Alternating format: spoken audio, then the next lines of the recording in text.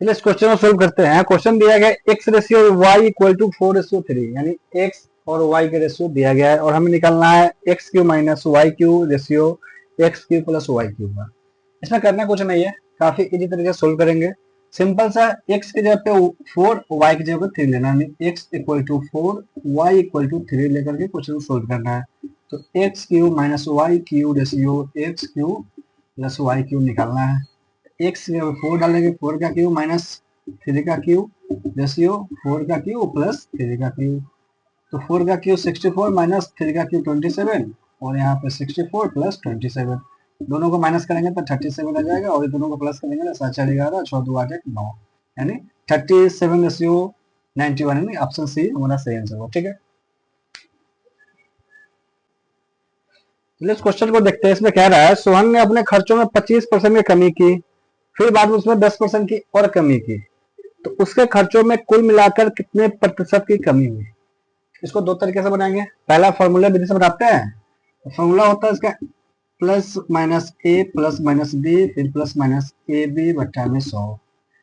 तो 25% की कमी हो रहा था -25, फिर 10% कमी हो रहा था -10, माइनस माइनस प्लस 25 गुने 10 बट्टा में 100। 25 से ये 4 बार में कटेगा, 4 से 10 2.5 बार में कटेगा।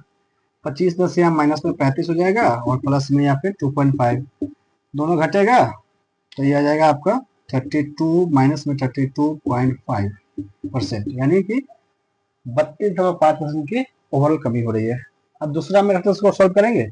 पहला टोटल खर्च मानेंगे 100 है, इसके बाद इसमें 25% की माइनस हो रही है, कमी हो रही है, तो ये आ जाएगा आपका 75।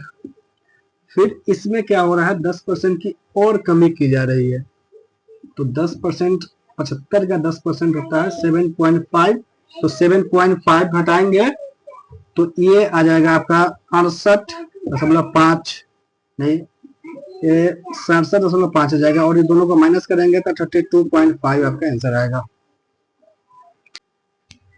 इस क्वेश्चन को देखते हैं। इसमें लिखा है दो संख्याओं का अनुपात दिया गया है 9:11 है। यदि प्रत्येक संख्या में 6 जोड़ा जाता है तो उनका अनुपात 6:7 है। 2 रेशियो दिया गया है। पहला क्या है 9:11, दूसरा क्या है 6:7। तो इस दोनों के बीच क्या गैप है 2 और इस दोनों का बीच का गैप है 1। पहले तो गैपिंग सेम करेंगे, तो इसका डिफरेंस से इसको मल्टीप्लाई कर देंगे और इसका डिफरेंस से इसको मल्टीप्लाई करेंगे, यानी इसको करेंगे तो 9:11, यानी 9:11 रहेगा, 1 से गुना करेंगे और इसको 2 से करेंगे, यानी ये हो जाएगा 12:14।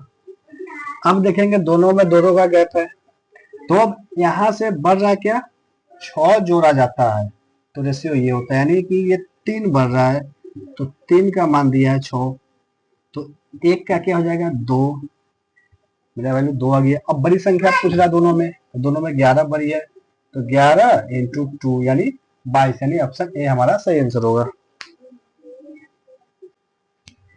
इस क्वेश्चन को देखते हैं। इसमें लिखा है दो संख्याओं का अनुपात दिया गया है 9:11 है। यदि प्रत्येक संख्या में 6 जोड़ा जाता है तो उनका अनुपात 6:7 है। 2 रेशियो दिया गया है।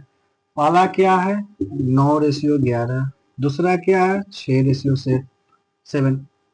तो इस दोनों के बीच क्या गैप है 2 और इस दोनों का बीच का गैप है 1। पहले तो गैपिंग सेम करेंगे, तो इसका डिफरेंस से इसको मल्टीप्लाई कर देंगे और इसका डिफरेंस से इसको मल्टीप्लाई करेंगे, यानी इसको करेंगे तो 9:11, यानी 9:11 रहेगा, 1 से गुना करेंगे और इसको 2 से करेंगे, यानी ये हो जाएगा 12:14। अब देखेंगे दोनों में दोनों का गैप है, तो अब यहाँ से बढ़ रहा है क्या 6 जोड़ा जाता है तो रेशियो ये होता है, यानी कि ये 3 बढ़ रहा है तो 3 का मान दिया है 6, तो 1 का क्या हो जाएगा 2, मेरा वैल्यू 2 आ गया। अब बड़ी संख्या पूछ रहा है दोनों में, तो दोनों में 11 बड़ी है, तो 11 इंटू 2 यानी 22, यानी ऑप्शन ए हमारा सही आंसर होगा।